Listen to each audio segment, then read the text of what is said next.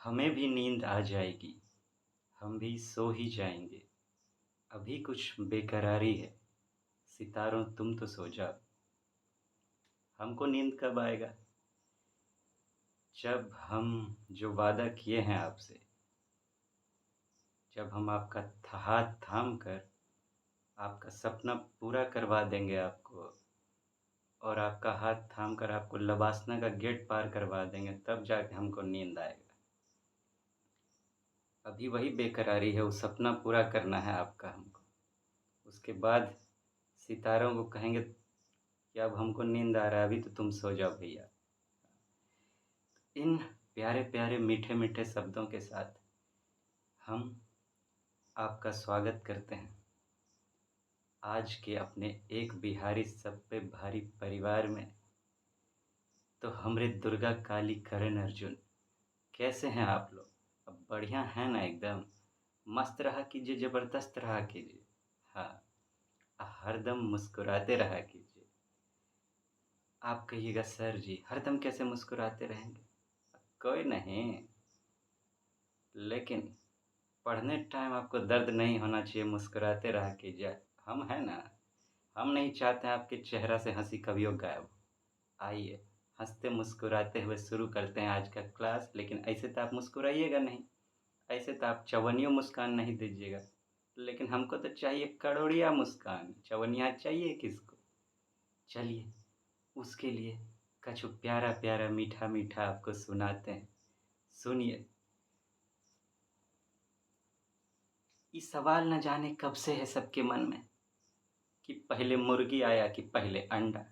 ऐसे ही एक आदमी दूसरे को पूछ दिया कि ए हो बताइए तो, पहले मुर्गी आया कि पहले अंडा आया?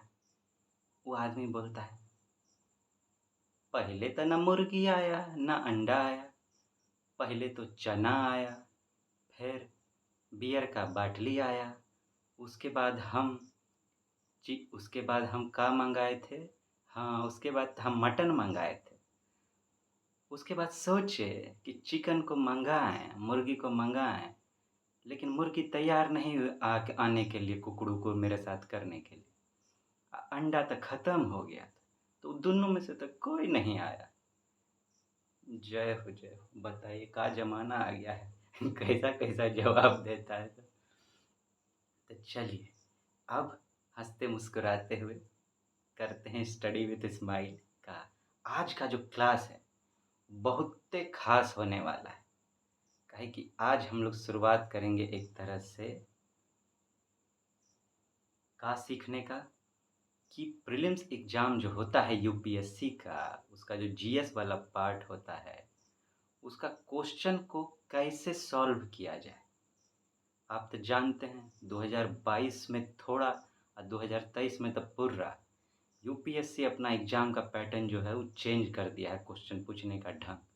अब ऑप्शन सब कैसा कैसा आता है, ज़्यादातर ऑप्शन होता है only one, only two, only three, all four, इस तरह से आता है।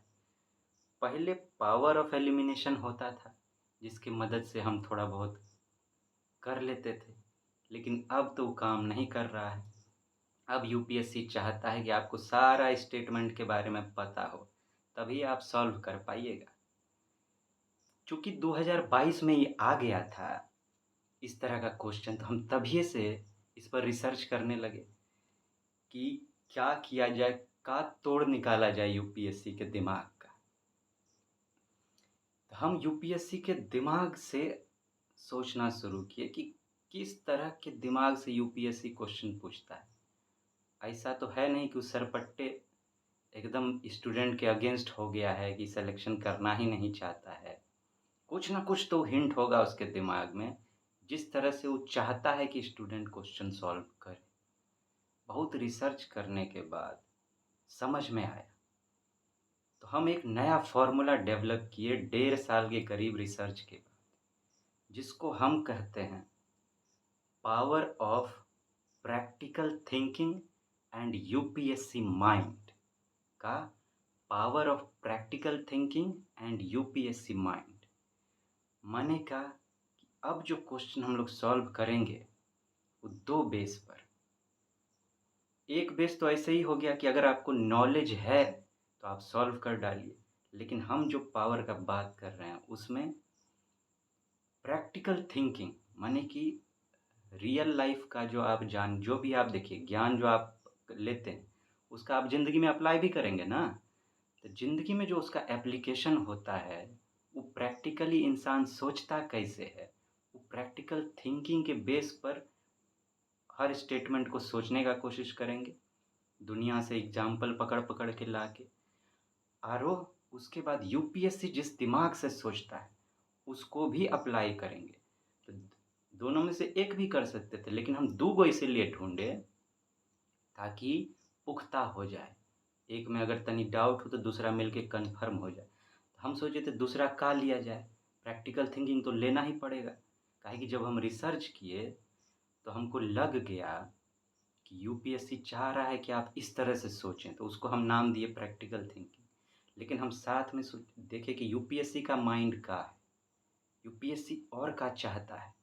यूपीएससी आपको सिविल सर्वेंट बनाना चाहता है, तो सिविल सर्वेंट के रूप में आपसे किस तरह का सोच का वो डिमांड कर रहा है, उस पर हम सोचे।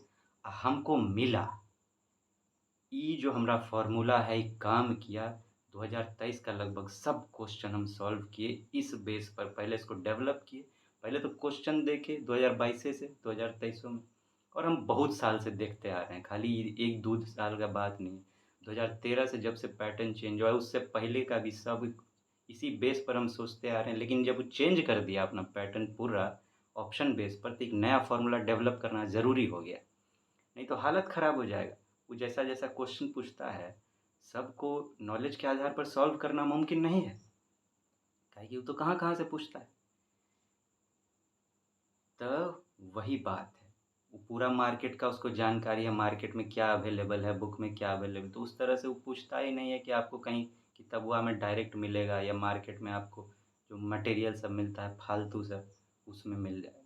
वो अलग ही बनाता है, तो हम उसके सोच से जोड़े उसको, और दोनों मिल के हम नया फार्मूला डेवलप किए, और ये काम कर रहा है, ज़बरदस्त तौर पर काम कर रहा है। सबसे बड़ा जो इसका खूबी है कि मान लीजिए आपको नहीं भी पता है उसके बारे में जो है, लेकिन अगर आप ये फार्मूला डेवलप कर लिए तो आपको ज्ञान हो चाहे नहीं हो आप सॉल्व कर लेंगे। इसका सबसे बड़ा खूबी ये है कि आपको ज्ञान है भी, अगर उसमें डाउट हो रहा है तो ये चीज़ आपको मदद करेगा, आपका डाउट भी क्लियर कर देगा, आपको नहीं भी पता है तब भी आंसर करने में आपका मदद कर देगा। अब हम लोग धीरे धीरे कभी कभी इस पर बात किया करेंगे। आज शुरुआत करते हैं और देखते हैं कि अब हम आपको बताएं कि क्या है। अब इस बेस पर हम सॉल्व करेंगे, और धीरे धीरे ये जो इस फार्मूला को जो हम डेवलप किए हैं इसको हम आपके माइंड में फीड करेंगे। आप धीरे धीरे इस फार्मूला का डिफरेंट जो भी इसमें है चीज़ सब उसको समझने का कोशिश कीजिएगा, अप्लाई करने का कोशिश कीजिएगा। हम आप में डेवलप करते जाएंगे। अब देखिए कि हम कैसे सॉल्व करते हैं इसको, ठीक है ना। आइए, ये जो है 2023 का क्वेश्चन है। देखिए हमारे पास सेट डी है, ये देखिए सेट डी है हमारे पास, और इसका पहला ही क्वेश्चन है। हम हर क्वेश्चन पर बात करेंगे आगे चल कर एक एक करके, ताकि ये आपको पुख्ता। देखिए पहला क्वेश्चन है, ठीक है। और ये देखिए पहला क्वेश्चन, यही हम बोर्ड पर लिख दिए हैं, इसको सॉल्व करने का ट्राई करेंगे हम। Power of practical thinking and UPSC mind के आधार पर, ठीक है। पढ़ते हैं। सबसे पहले जो देखिए सॉल्व करने का जो स्टार्ट होता है वो क्वेश्चन को पढ़ने के तरीके में होता है, आप किस तरह से पढ़ते हैं। इसका ध्यान कैसे होना चाहिए कि आपको एग्ज़ाम में कितना समय मिलता है, तनी सा समय मिलता है, उस बेस पर किस तरह से पढ़ना चाहिए, और उससे भी बहुत ज़रूरी है कि किस तरह से समझना चाहिए। क्वेश्चन में समझ में नहीं आएगा तो कैसे होगा। देखिए सबसे पहले आपको क्या करना है, देखना है कि कह कर जहाँ भी कंसीडर आप देखिए ना, तो ऐसे ही मान लीजिए कि ये तीनों शब्द तो होगा ही होगा, माने कंसीडर द फॉलोइंग स्टेटमेंट्स। तो पूरा पढ़ने का जरूरत नहीं, आपको हर जगह थोड़ा थोड़ा समय बचाना है। सीधा देख लीजिए, कंसीडर, यहाँ आ जाइए, विथ रेफरेंस टू क्या कह रहा है, India. Consider with reference to India, 1 second तक समय बचाना। Consider with reference to India, और उसके बाद ये जो है which of the statements given above is are correct, ये भी पूरा पढ़ने का जरूरत नहीं, आपको का सब में यही रहता है, खाली ये देखना है कि इज आर करेक्ट पूछ रहा है या इज आर इनकरेक्ट पूछ रहा है, तो सीधे यहीं पर आ जाइए। ऐसे consider with reference to India, ठीक है, आर इज आर करेक्ट, काहे कि किसी किसी में हो सकता है इज आर नॉट करेक्ट भी पूछ सकता है, इसीलिए यहाँ पे देख लेना है कि नॉट करेक्ट है कि करेक्ट है, ठीक। ऐसे अब इसको पढ़ना शुरू करेंगे स्टेटमेंट को, ठीक है। किस तरह से पढ़ेंगे देखिए, ताकि समझ में आए।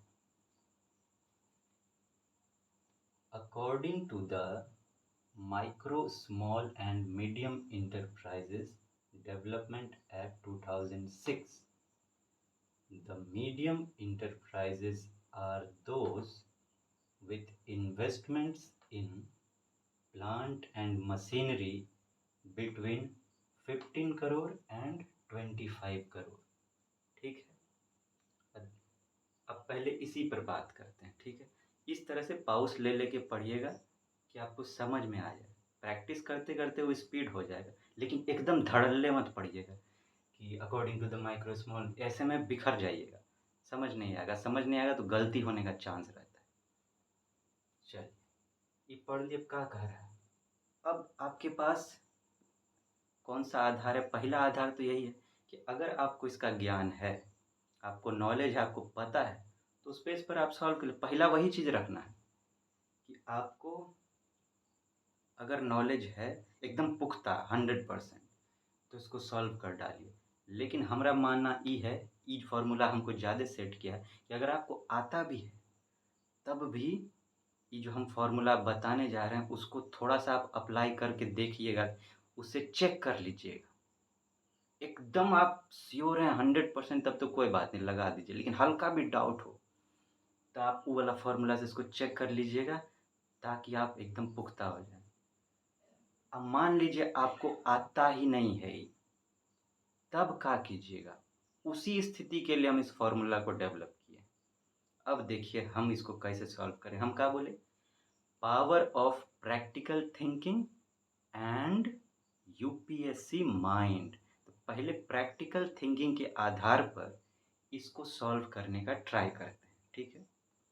ये क्या कह रहा है, according to the micro small and medium enterprises development act 2006, the medium enterprises are those with investments in plant and machinery between 15 crore and 25 crore।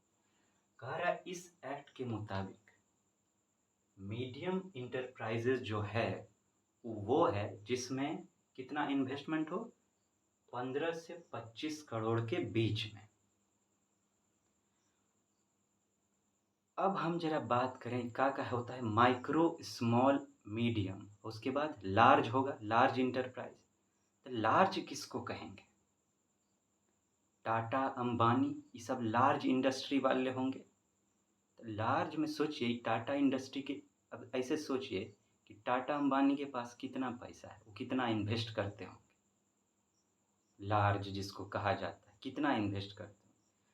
Corona में जब prime minister PM care fund में मांगे पैसा, तो 500 करोड़ खाली डोनेशने दे दिए free में। उसके बाद टाटा कहते हैं कि और मांगिएगा तो और 500 करोड़ देंगे, माने 500,000 करोड़ उनके लिए तो कुछ हो ही नहीं। अगर मान लेते हैं एक पल को कि 1000 करोड़ लार्ज इंटरप्राइज, जबकि इससे भी बहुत ज़्यादा वो लोग इन्वेस्ट करते हैं, मान लेते हैं 1000 करोड़। अब मान लीजिए, ठीक है, ये है लार्ज वाला। अब तो अब कहिए ये कितना, 1000 करोड़, 1000 करोड़। अब मीडियम जो होगा वो इसके जस्ट नीचे होगा, ऐसा तो नहीं कि एकदम जमीन में सट्टल होगा। क्या कहते हैं, मीडियम जो होगा वो तो इससे जस्ट नीचे होगा ना, इसके आसपास होगा। सबसे नीचे को कौन होगा, ये होगा माइक्रो, स्मॉल, मीडियम, तो जस्ट नीचे क्या इतना नीचे हो जाएगा? 1000 से सीधे 15 और 25 करोड़, इतना नीचे?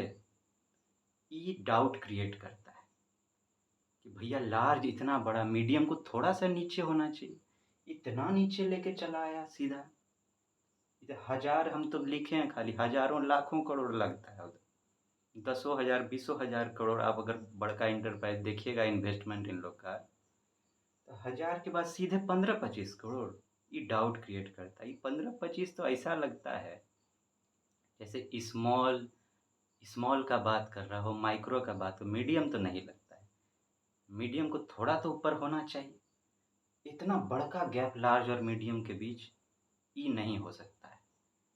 इस आधार पर इसको कहते हैं प्रैक्टिकल थिंकिंग, ठीक है?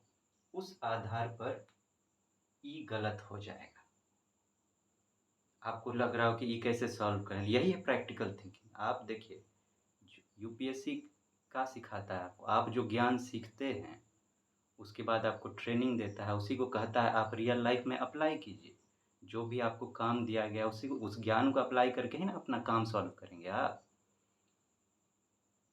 तो यही तो ज्ञान है। इस तरह से सोचने का शक्ति किसको कहेंगे, है कि नहीं? आपके घर में चलिए होंगे, आप भाई बहन होंगे, एक तो आपका बड़ा होगा, कोई छोटा होगा, मीडियम होगा, छोटा होगा। तो का एक ठो का अगर उम्र मान लीजिए, सबसे बड़ा जो उम्र है उसका, बड़ा है उसका उम्र मान लेते हैं कि 25-30 साल है, तो दूसरा का उम्र कितना 10 साल होगा। मतलब बड़का भाई और बीच वाला का भाई जो होगा, या बीच बड़की बहन बीच वाली बहन, दोनों के उम्र में कितना 20 साल का फर्क होगा कि 4-5 साल का फर्क होगा। सो कहिए ज़्यादा से ज़्यादा 4-5 साल का फर्क। अगर हम प्रैक्टिकल बात करें, मतलब मेजॉरिटी का बात करें, तो एक आध ठो एक्सेप्शन को छोड़िए, एक वैसे हमको लगता है एक ठो ऐसा एक्सेप्शन नहीं होगा। ये होता है प्रैक्टिकल थिंकिंग, उसको रियल लाइफ से जोड़ना।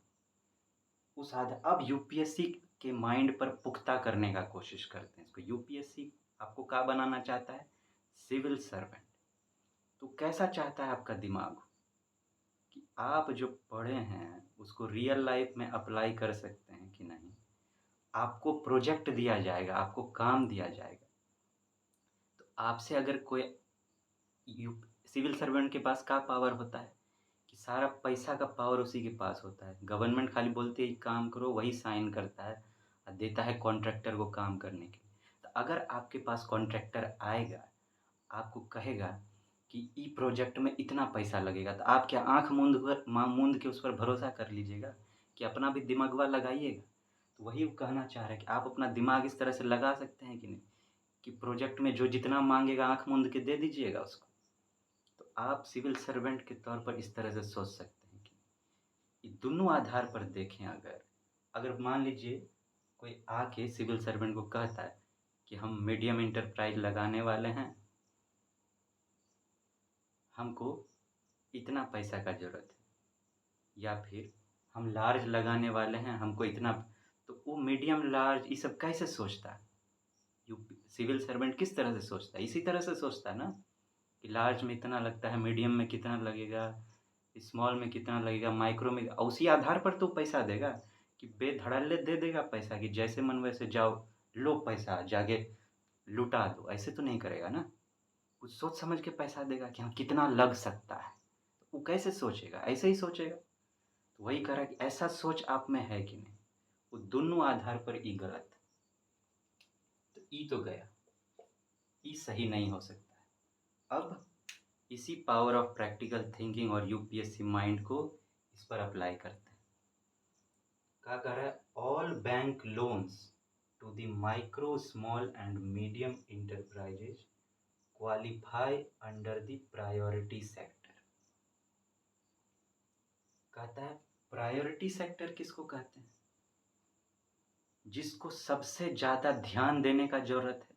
प्रायोरिटी मतलब क्या? पहला, सबसे ज़्यादा जिस पर ध्यान देने का ज़रूरत है उसको प्रायोरिटी सेक्टर कहते हैं। तो हमारे देश में क्या है ऐसा? छोटा मोटा उद्योग, खेती, agriculture, small industries, cottage industries, ये सब हैं प्रायोरिटी सेक्टर। तो ये क्या कह रहा है कि ऑल बैंक लोन्स, जितना भी बैंक लोन है सब का सब किसको, to the micro small and medium enterprises qualify under the priority sector. हर बैंक को प्रायोरिटी सेक्टर को कुछ सबसे अलग से एक कोटा होता है जो लोन देना होता है, ठीक है। चलिए चलिए वो तो ज्ञान का बात करने लगे, नॉलेज का बात है, तो नॉलेज है तो कर दीजिए, और नहीं है तब अब प्रैक्टिकल थिंकिंग अप्लाई करते हैं, पावर ऑफ प्रैक्टिकल थिंकिंग। कि भारत में आप कहिए कितना बड़ा इंडस्ट्री, कितना कितना परसेंट बड़ा इंडस्ट्रीज होगा। आप अगर कुछ टाइम से तैयारी कर रहे हो तो इतना जानकारी होगा हमको लगता है आपके पास कि ज़्यादातर इंडस्ट्री जो है 90 to 95% वो जो है सो माइक्रो स्मॉल और मीडियम ही है। चलिए इस तरह इतना ना पता हो तो ये तो पता होगा ही आपको, अगर हम पूछें आपसे कि कितना फॉर्मल है कितना इनफॉर्मल है, तो ज़्यादा तो इनफॉर्मल है, फॉर्मल कितना कम। मतलब सोचिए बड़ा इंडस्ट्री टाटा अंबानी जैसा कितना लोग, ज़्यादा तो नहीं है। तो उसको छोड़ के बाकी तो सब माइक्रो स्मॉल और मीडियम इंटरप्राइजेज ही है। अगर सारा बैंक लोन को प्रायोरिटी सेक्टर में इनको देने के लिए दे दिया जाए तो सोचिए बैंक के पास अब प्रैक्टिकल थिंकिंग का है कि अगर ऐसा किया जाए तो आप सोचिए किसान लोग कितना लोन चुका पाते हैं, छोटा मोटा लोग कितना लोन चुका पाते हैं, कर्जे में डूब के आप सुनते होंगे सुसाइड कर लेते हैं, तो काका कर लेते हैं। बैंकवा किसी को भी पैसा देने से पहले गारंटी मांगता है, क्या इन लोग के पास गारंटी होता है, उसको भी डर लगता है पैसा देने से।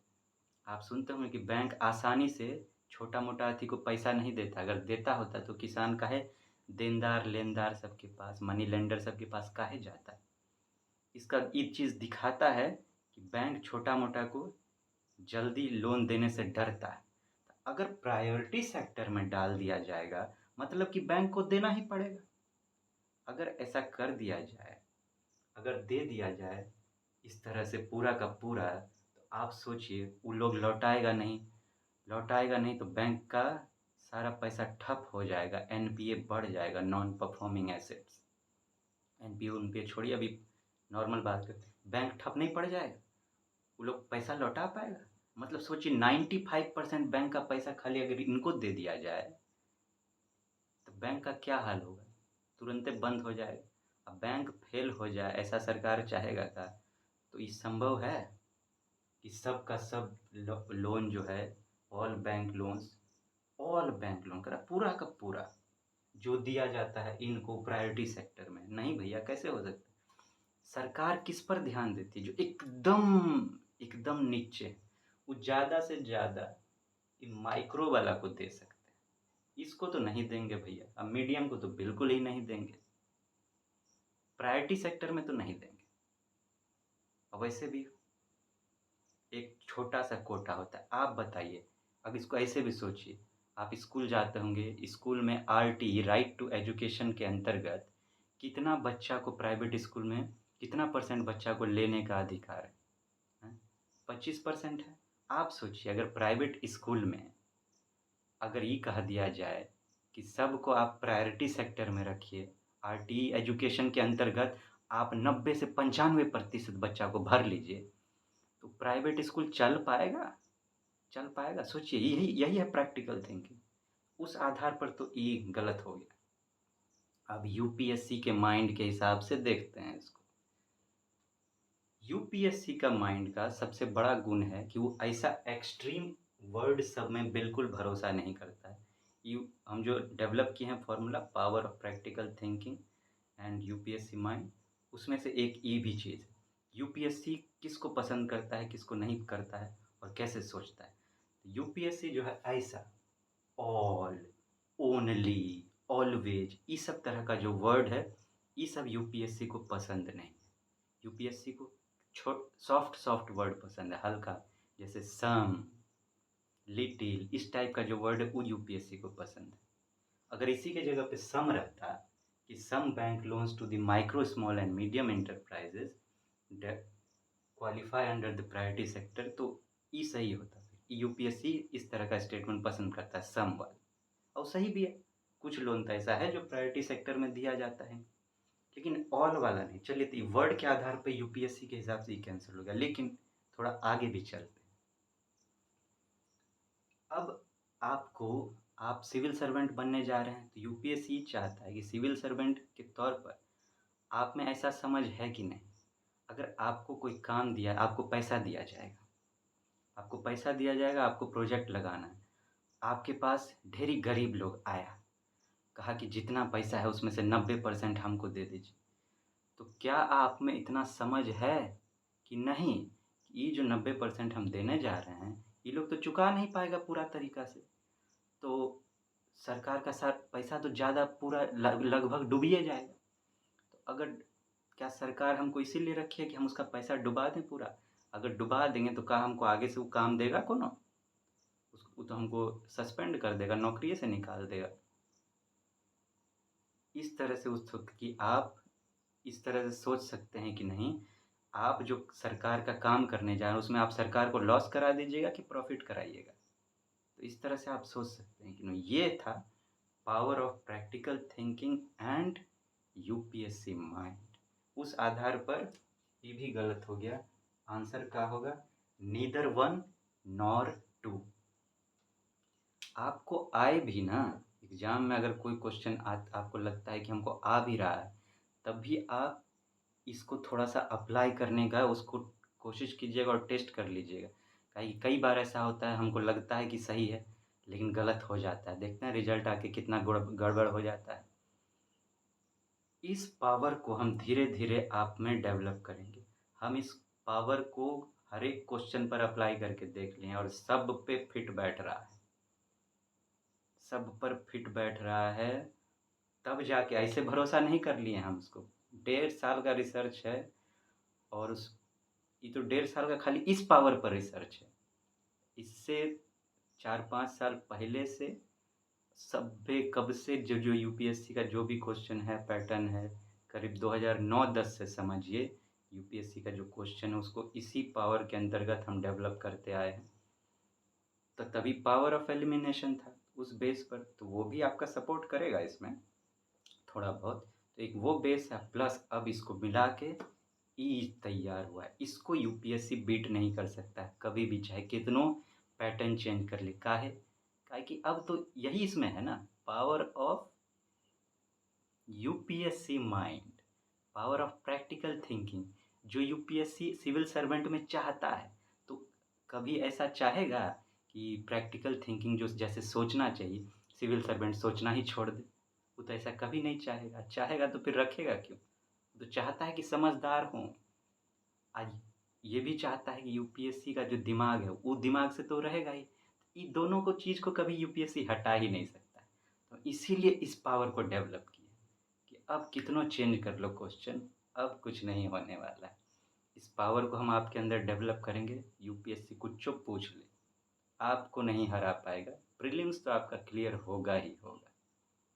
चलिए, तो ठीक है, आप इसको सुनिएगा, ट्राई कीजिएगा समझने का, सीखने का। फिर आपसे मिलेंगे नए का क्वेश्चन के साथ। अभी हम चलते हैं, ठीक है। जाने से पहले एक प्यारा प्यारा स्माइल दे दीजिए। हाँ, कड़ोड़िया दीजिएगा, चवनिया नहीं। ठीक है, अभी चलते हैं। टाटा, गुड बाय। अपना ध्यान रखिएगा और मम्मियों पापा का ध्यान रखिएगा, ठीक है ना।